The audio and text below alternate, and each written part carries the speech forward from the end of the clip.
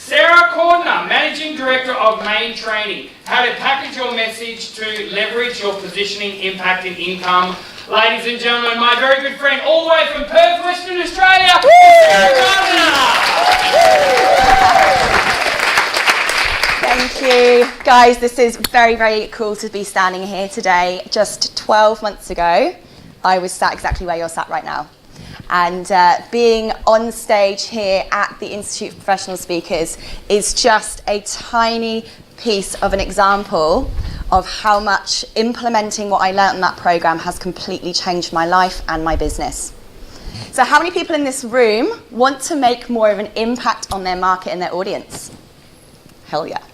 How many people really, really want to inspire and grow and help other people in their businesses to positively change lives? Yeah. How many of you want to, when you speak, do nothing other than gain absolute credibility for yourself? How many of you want to be the expert, the authority in what you do?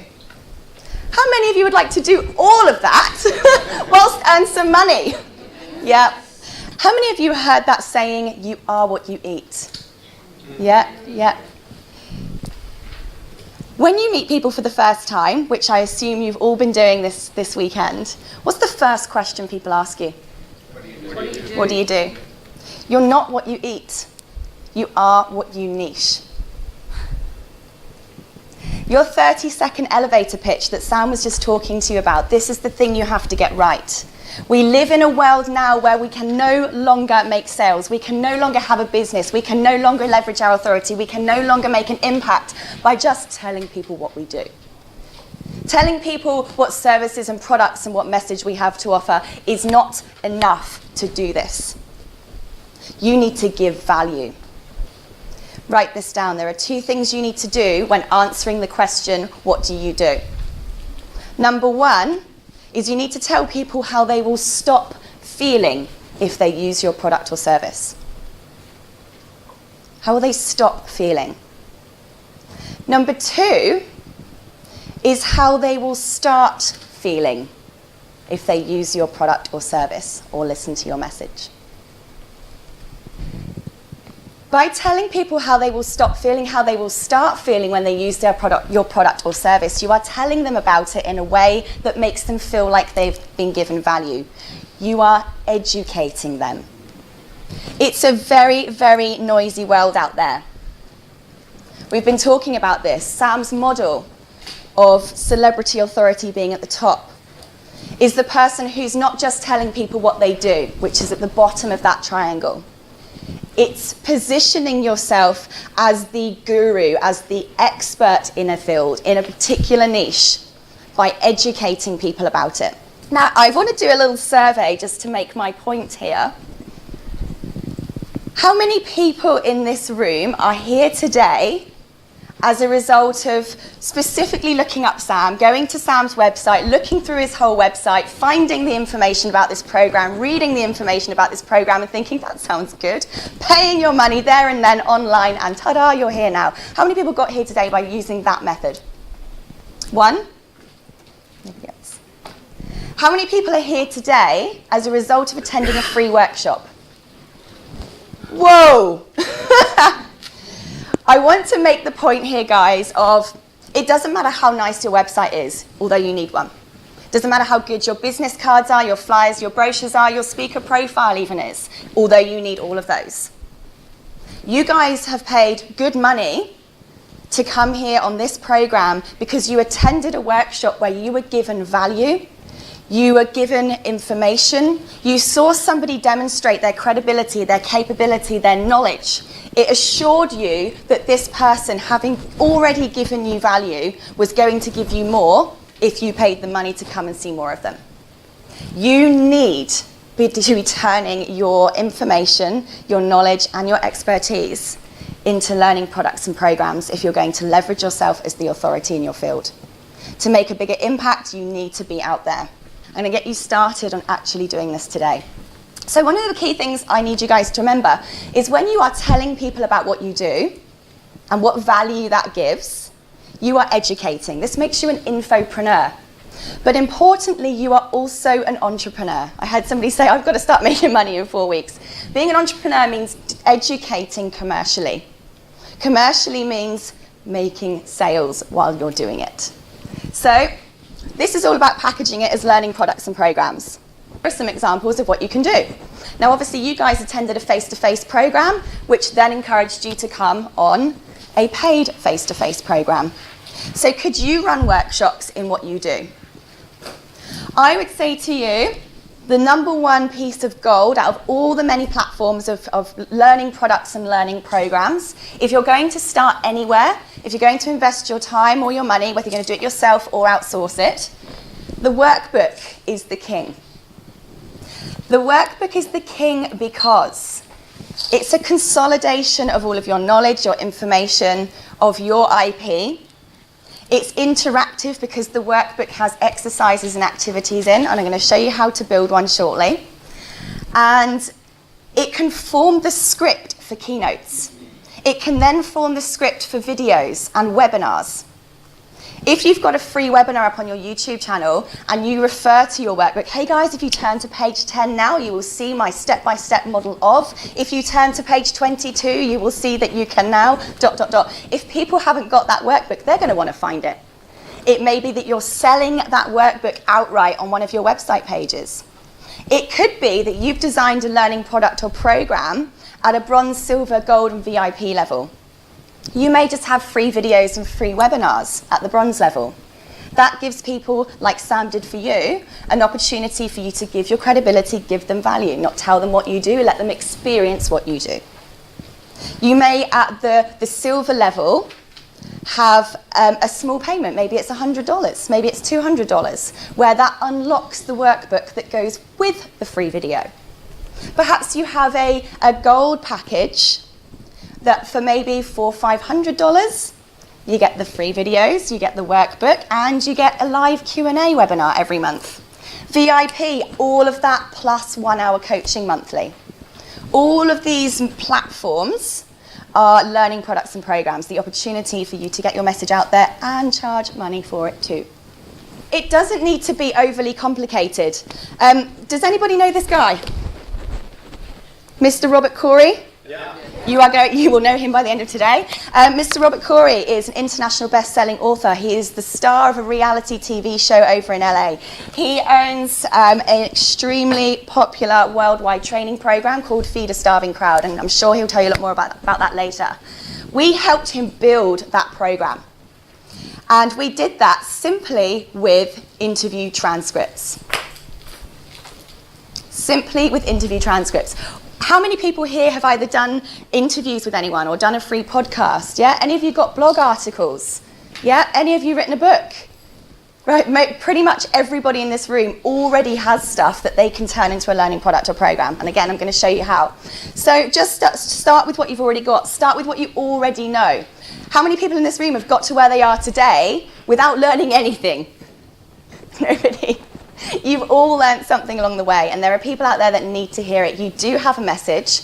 Download it, brain dump it, and start selling it as a learning product or program.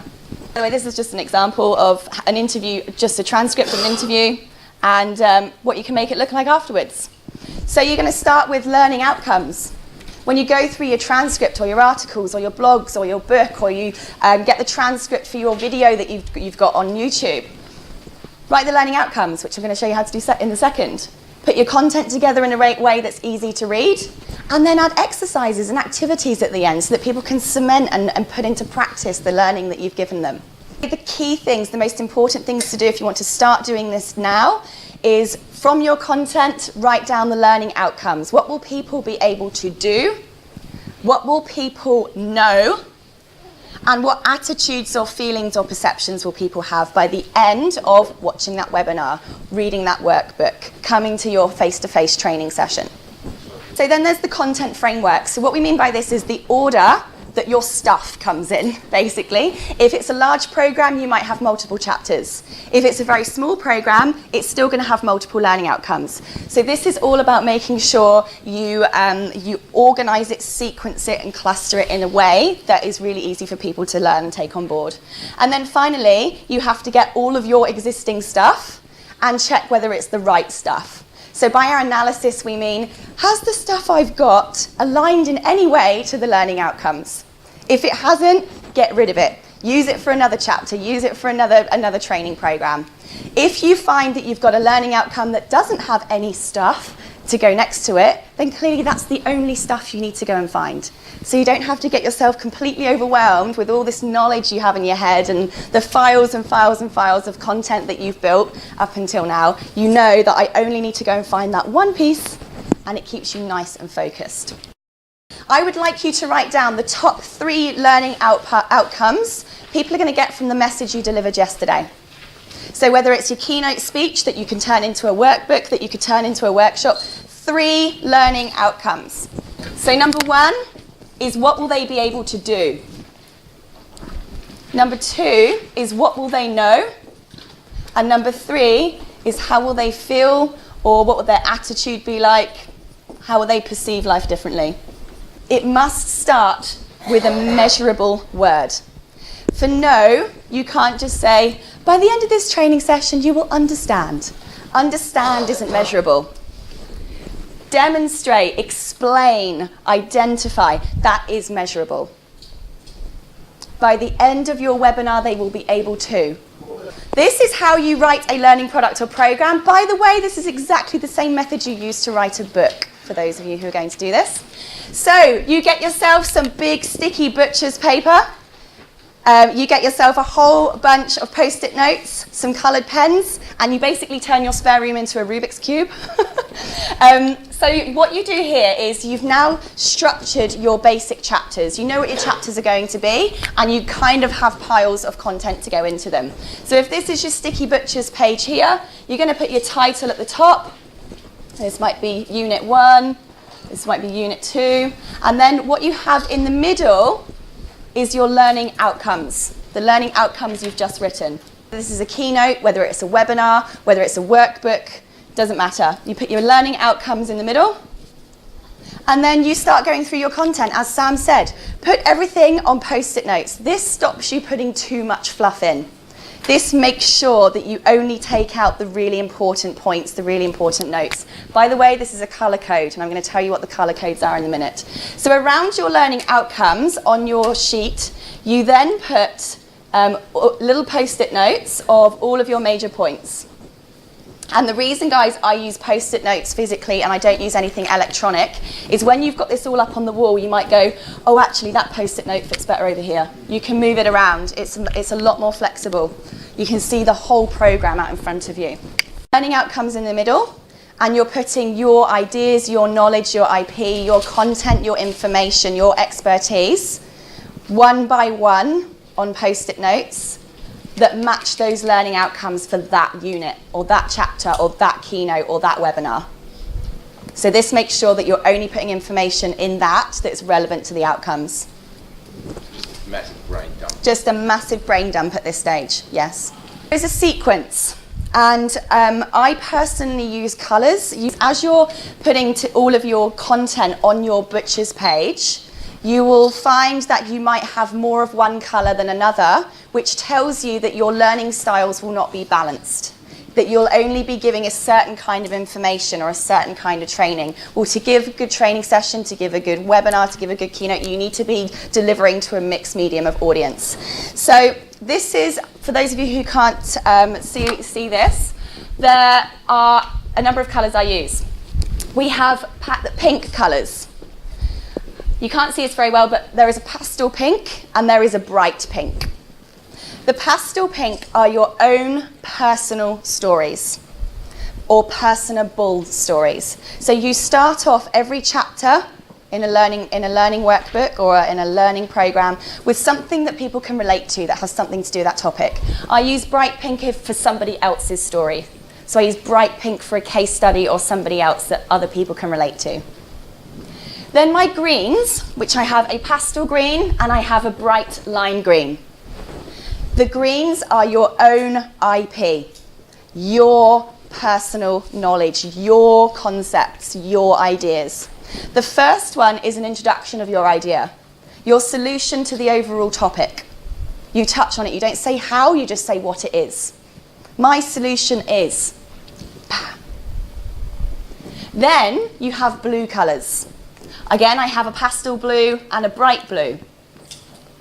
The pastel blue is other people's ideas, research, statistics, other people's concepts or models that back up you, that back up what you just said your idea was, your message was, your solution was. The bright blue is then my own take on that. So I might say, well, this guy said, or the statistics show that. However, I think, or I believe, or I apply his idea in this way. A yellow might be some more generic content, some more generic information on that topic. So you wouldn't always have the yellow in there. But that's just if you found that you had content that was still very, very vital to your learning outcome. Your lime green, this is the big one. This is your bam bomb. This is your wow bomb. This is your revelation, your resolution, your personal step-by-step model for your method of attaining X, Y, and Z. This is your absolute message. This is when you solve their problem that chapter, that unit, that talk is related to. And then finally at the end I have purple. And purple represents activities and exercises. This makes it more than just a book. This is where people can put into practice your theory, your information, your knowledge. Thanks. So did you guys, do you enjoy that? Yeah. Fantastic.